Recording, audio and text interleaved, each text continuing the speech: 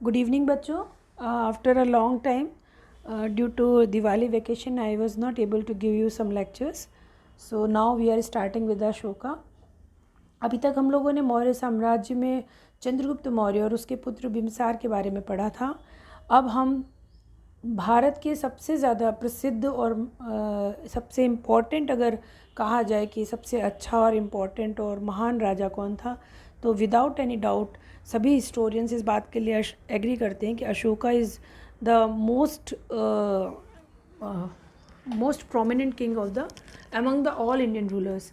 तो हम लोग आज अशोका के बारे में पढ़ेंगे और अशोका क्यों प्रोमिनेंट है, अशोक में ऐसी क्या बात है कि वो इतना ज़्यादा इतिहासकारों की दृष्टि में ऊपर है. इन सभी चीज़ों को आज हम लोग इस लेक्चर में देखेंगे. सो बिम्बिसार तक हम लोग पढ़ चुके थे. Now we start with the Ashoka. Ashoka, the starting date is 273 BC to 232 BC. Ashoka was succeeded by the Ashoka was succeeded after Bindusar and became one of the greatest rulers of the India. Bindusara के बाद बिंदुसार का पुत्र अशोक जो था वो राजा बना. Ashoka is also known as a Devanam Piyadassi. कई अभिलेखों में हमें बिना अशोक के नाम के देवानाम पियदस्सी मिला था, जिसको कि हम लोगों ने शुरू में ये सोचा कि श्रीलंका का कोई राजा रहा होगा, क्योंकि वो भी अपने नाम के आगे देवानाम पियदस्सी लगाता था. फिर गुर्जरा मास्की जैसे कुछ अभिलेखों से हमें ये पता चला, जब वहाँ पर देवानाम पियदस्सी के साथ अशोक भी लिखा हुआ था, तो तब ये क्लियर हुआ कि देवानाम पियदस्सी अशोक के लिए लिया जाता है. सो एक दूसरा नाम है देवानाम पियदस्सी. अशोक को कहा जाता था और ऐसा इसलिए कहा जाता था क्योंकि उसको देवों का प्रिय राजा माना गया था. He got victory over Khas, Nepal and also crush the revolution of the in the Takshashila. देखिए इसकी प्रोमिनेंट जो एक वॉर है उस पर हम लोग चर्चा करेंगे, लेकिन उसके बाद उसके पहले जैसे ही वो राजा बना तो उसने कुछ रिवोल्ट्स हुए थे तक्षशिला वगैरह में, उसको क्रश किया. साथ ही उसने नेपाल और खस वगैरह के जगहों के भी विक्ट्री प्राप्त करी. बाय दिस विक्ट्री वो लगभग भारत के लगभग सारे भाग में उसका अधिकार हो गया था, लेकिन एक क्षेत्र जो अभी तक छूटा हुआ था दैट वाज द कलिंगा, और ये चंद्रगुप्त मौर्य भी चाह रहा था इसको करना. इसमें ऐसी क्या खास बात है वो सब हम लोग देखते हैं. Victory over the Kalinga, Kalinga के ऊपर विजय. 261 BC, 261 ईसा पूर्व. Kalinga in Orissa became free after Nanda dynasty. This was very important for trade also. At the same time, this is the only territory which was not unified with the Magad. Magadh उस समय एक बहुत बड़ी एम्पायर डील कर रहा था, लेकिन उसके बाद भी जो कलिंग है वो फ्री था.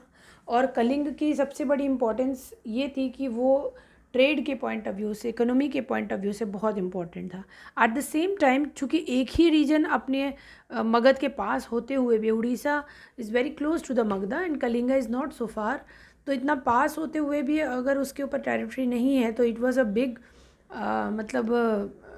Big deal for the Mauryan dynasty. और उसको वो चाह रहे थे कि वो भी अपने एम्पायर में आ जाए, और जिसका काम चंद्रगुप्त मौर्य और बिम्बिसार के समय भी प्रयास किए गए थे, बट वो सफल नहीं हो पाए थे. But in the Ashoka period एक विक्ट्री जो थी कलिंगा की हुई. In his 9th year, in the 9th year of his rule, he attacked on the Kalinga. It was a long drawn battle in which several lakhs of the people were killed and many more were injured. अपने शासन के 9वें वर्ष में उसने कलिंगा के ऊपर attack किया और इस युद्ध में लाखों लोग मारे गए और बहुत से घायल हुए. Finally Ashoka next, but Ashoka decided to give up war and seen after become a Buddhist. देखिए फाइनली जब उसने कलिंगा को किसी भी तरीके से विथ क्रूएल्टी एंड ऑल उसने जीत तो लिया, लेकिन आफ्टर दिस विक्ट्री उसको ऐसा लगा कि वो शायद बहुत ज़्यादा रक्त हानि या कहना चाहिए मनुष्यों की हानि इसमें हो गई थी. So by this war he decided to quit the war policy and started the Buddhism. उसको स्टार्ट किया उसने, उसको स्प्रेड करना स्टार्ट किया. ही स्टार्ट टू युद्ध भेरी एंड स्टार्टेड अ धम्म भेरी. देखिए उसने युद्ध भेरी को बंद करके धम्म भेरी. भेरी इज़ व्हाट द साउंड और instrument, musical instrument which was blown at the time of the war. तो वो जो था वो बजाया जाता था और उसको ही भेरी कहा गया है। तो वो भेरी बंद करके, यानी युद्ध की भेरी का मतलब युद्ध शुरू होने वाला है उसका इंडिकेशन था, उसको बंद करके धर्म की भेरी यानी कि धर्म को शुरू करने की जो उसके प्रयास थे वो शुरू किए। Means he decided never to fight a war again and started to conquer the heart of the people by धम्म नीति। उसने अब लोगों को जीतने के लिए जिसका सहारा लिया वो धम्म नीति थी। अब लोगों को युद्ध के द्वारा नहीं बल्कि धम्म के द्वारा जीतने की पॉलिसी पर उसने काम किया। At the end of the Kalinga war Ashoka's empire was its maximum position in the in North Afghanistan, in the South it was an Karnataka, in west देखिए साउथ में वो कर्नाटक तक था और नॉर्थ में वो अफ़गानिस्तान तक था और अशोक के समय में बहुत ज़्यादा उसका अम्पायर फैला हुआ था। वेस्ट में गुजरात तक था और ईस्ट में बे ऑफ बंगाल तक था, मतलब पश्चिम में गुजरात तक और पूर्व में बंगाल की खाड़ी तक उसका राज्य इस प्रकार से पूरे भारत में ही लगभग सुदूर दक्षिण जिसको हम फार साउथ कहते हैं उसको छोड़ दें तो लगभग पूरे भारत में उसका अधिकार था। नाउ व्हाट इज़ द धम्मा? धम्मा क्या है? धम्मा इस वर्ड को आप लोग को एज इट इज़ ही लिखना है। It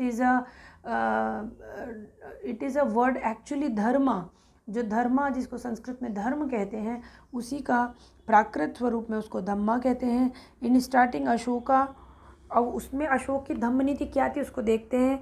in starting Ashoka believed in a Vedic religion but with the impact of Mogliputtatis, who was a great monk of this period, Ashoka started following Buddhism।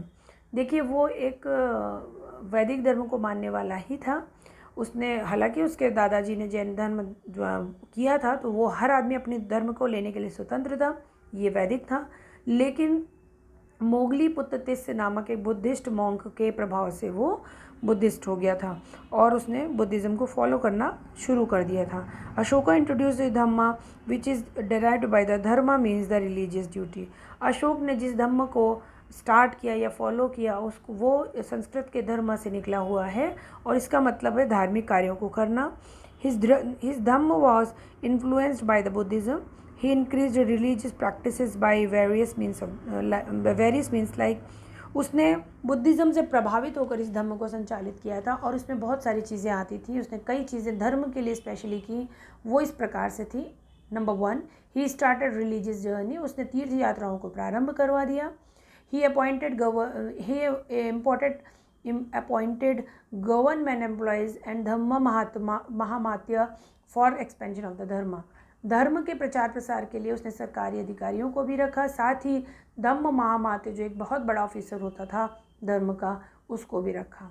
established many inscription in many parts of the country on which religious messages written in the Prakrit and local language.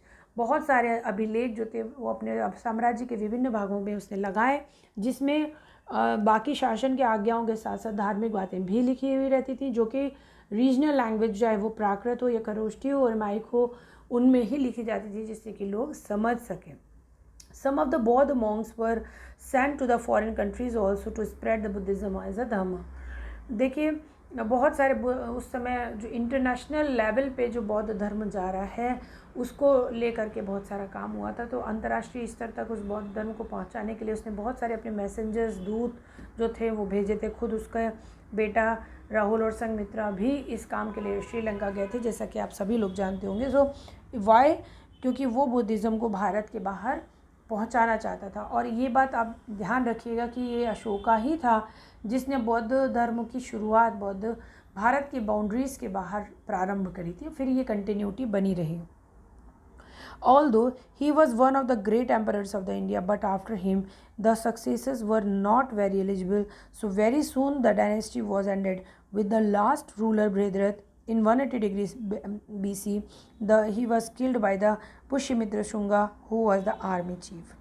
देखिए ये एक अच्छे शासक के जाने के बाद किसी डायनेस्टी का पतन होने के पीछे बहुत सारे कारण होते हैं, लेकिन अशोक के तुरंत बाद कोई अच्छा सक्सेसर नहीं था। अशोक की कुछ नीतियां भी इसके लिए उत्तरदायी लोग मानते हैं, जैसे कि सेना वगैरह का काम बंद हो जाने से, वॉर ख़त्म हो जाने से लोगों का कहना है कि सेना जो थी निष्क्रिय होती चलेगी। हालांकि एक डिबेटेबल क्वेश्चन है, इसको हम लोग डिबेट ले लेंगे कभी भी।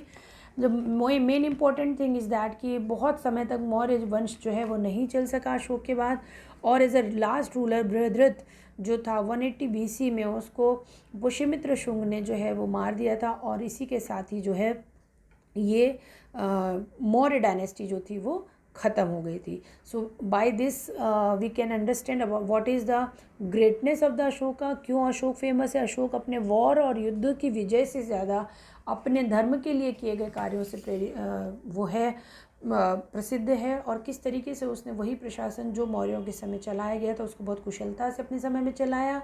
उसके बाद कोई अच्छे सक्सेसर नहीं आ सका, जिसके कारण मौर्यन डायनेस्टी समाप्त हो गई। So this is the sufficient for the today's lecture बच्चों।